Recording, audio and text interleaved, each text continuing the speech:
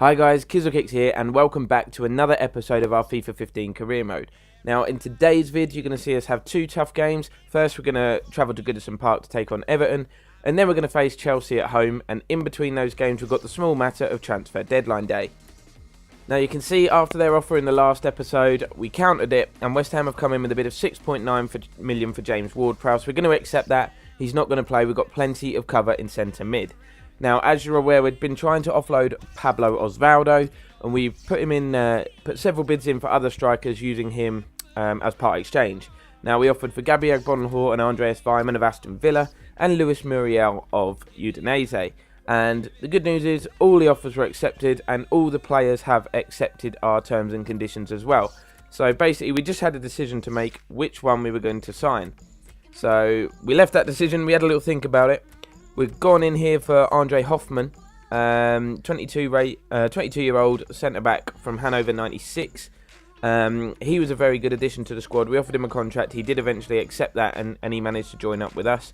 And after a lot of thought, we decided that Luis Muriel was going to be the player that we decided to bring in.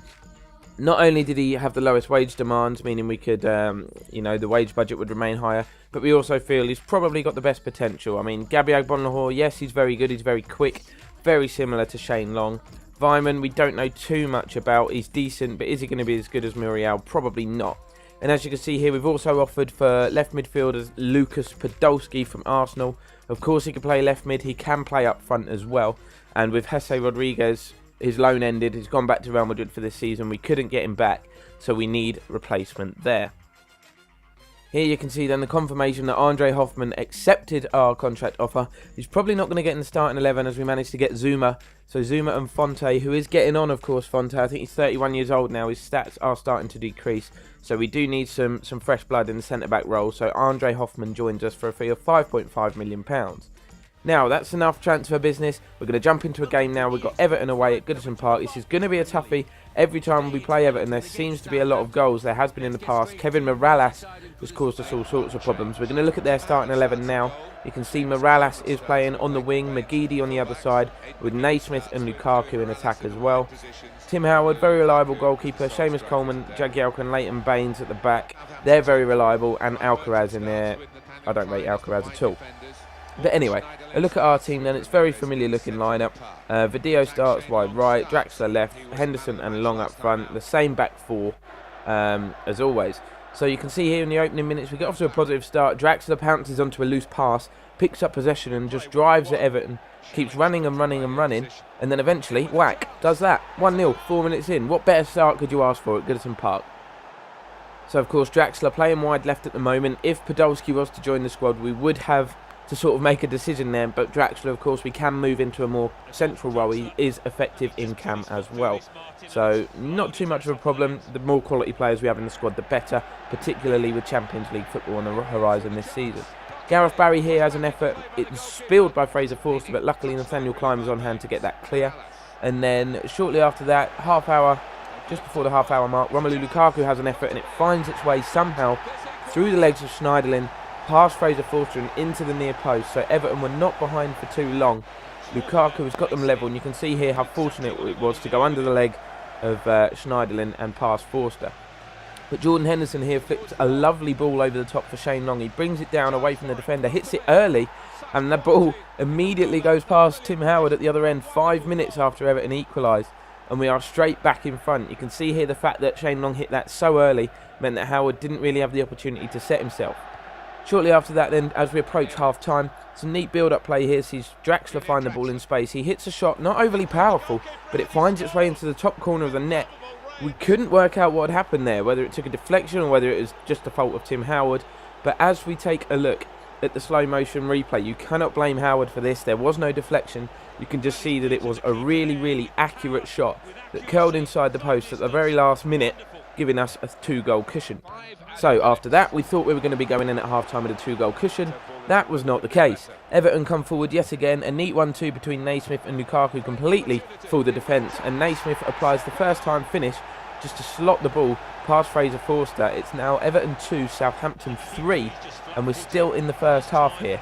As I said before the game, there's always a lot of goals when we play Everton. There seems to be anyway, and this game was no different. You could see there Draxler curling a shot from distance, very close to completing his hat-trick, and then Ramirez very close to getting his first Premier League goal for the club, but his effort from range goes wide.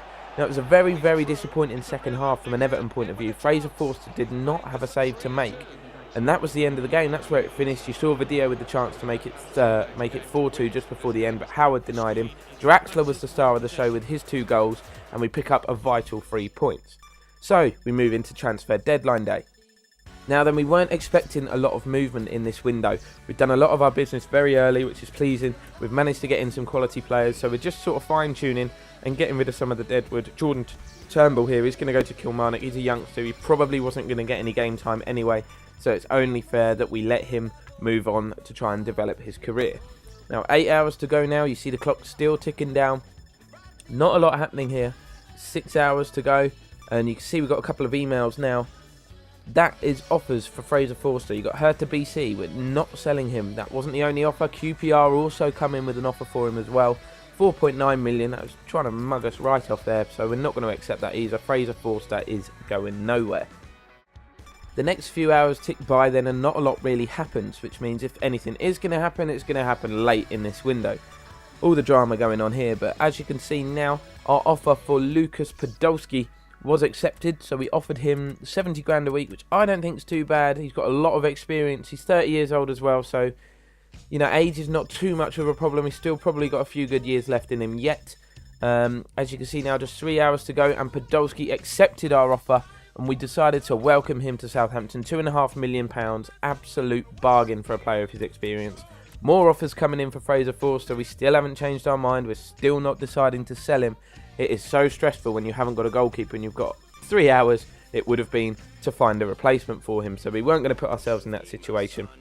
But with just 2 hours to go, we decided to try and bring back a familiar face on loan. Munir, who was with us last season, wasn't as effective as Hesse, but Munir is loan listed again this year. So with the fixtures, with more fixtures being played, we decided to try and get him in. And as you can see now, Barcelona kindly accepted our offer, and with just 1 hour to go, Munir joined the squad. And the reason I kept the camera on those emails there is we did try to get Harry Kane on loan as well, but Tottenham weren't having any of it. So that's the end of deadline day. What we decided to do now is have a look at the Champions League group draw. And surprise, surprise, we've been drawn against arguably the best club in world football at the moment, FC Barcelona. Also in the group, Besiktas and Copenhagen. Probably, if you're going to predict how the group would finish, that would be the order you would predict it in. So we've got a tough challenge. Barcelona, certainly not expecting to take any points off them, but we'll hopefully give them a good game. Besiktas is going to be the crunch games for us. I expect it to be us or them for second place. But enough about that. Champions League is coming in the next episode. Our first game, incidentally, is Barcelona. But first, we're going to be taking on Chelsea at home. Let's have a look at the team here then. So, familiar back four, Zuma and Bertrand playing against their former club, as is Ramirez. And you can see here we decided to drop Jordan Henderson after a few average performances. Draxler goes into the cam role, and Podolski starts wide left. And a very positive start then. 5 minutes in, we get a free kick. And I prefer to have a left footer on this when the ball is on this side of the area. So we thought, with the shot power that he has, we would give it to the debutant, Lucas Podolski. So he had a fantastic opportunity here to introduce himself to the fans in stunning fashion, and he didn't disappoint. 5 minutes into your debut, if Carlsberg did open in minutes of a debut, that would be it. Lucas Podolski with a fantastic free kick. What a way to introduce yourself to your new teammates, and the fans go absolutely crazy, and we take an early lead against one of our title rivals. Now, as you look at the slow motion replay, this free kick has everything: curling, pace, power, the lot. Just no chance for Thibaut Courtois at all. We very nearly made it 2 here. Acrobatic effort from Draxler, but it was saved from Courtois from a tight angle. Podolski absolutely makes a mug of Branislav Ivanovic. Has he got the opportunity to make it 2? He has, but he smashes the ball wide. Unlucky. He's causing Chelsea all sorts of problems, as is Ramirez. He squares the ball here, but I think that's Czech actually. Gets just enough on it to stop the ball going to Shane Long, who would have had a sure tap-in at the back post. Right on the stroke of half-time, Chelsea had their only opportunity of the game so far, and it fell to John Obi Mikel, fortunately for us. Yes, he gets a connection on it. It wasn't a good one, but the ball straight into the arms of Forster. And Ramirez then into the second half, so close from distance. That would have been a stunning goal against his former club. He would have loved to have scored that. We'd have loved him to make it 2-0 as well. But it wasn't quite to be. The ball coming back off the outside of the post. You can see here more efforts raining down on the Chelsea goal. Cech keeping us out. And not long remaining now. Chelsea had a really disappointing half. But you can see here a poor throw-in. We nicked the ball off the defender. And John Obi Mikel is absolutely furious that a penalty's been given here. It looked to be outside the box. But as we look at the slow motion replay, you can see that the referee got the decision absolutely spot on. The challenge was made and the contact was made inside the area.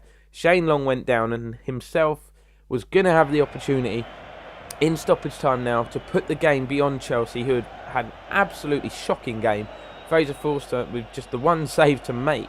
We beat them in the Charity Shield. Could we beat them again? Shane Long to put the game beyond doubt. Yes, he does. Sends Cech the wrong way. Shane Long back on the score sheet.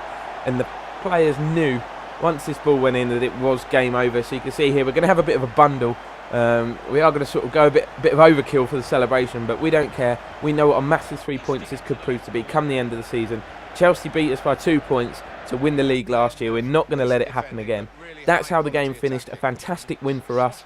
Good win at Goodison Park as well, so we still have that 100% record in the Premier League. We're going to have a quick look at the table now. You can see we are top, the only team in the division to win all 4 of our opening games. Manchester City in second, Arsenal hot on our tails in third as well. And you can see here disappointing starts for Man U and Chelsea. They have 4 points from 4 games each, so we've already got ground on those two. So City and Arsenal are the ones that we expect to give us the trouble, or the ones that are giving us the most trouble at the moment. But that is going to bring this episode to a close. Make sure you come back for the next episode. We're going to be taking on FC Barcelona in our first Champions League game. Make sure you follow me on Twitch. The link is in the description below. And we will see you again soon with another episode. Thank you for watching, guys.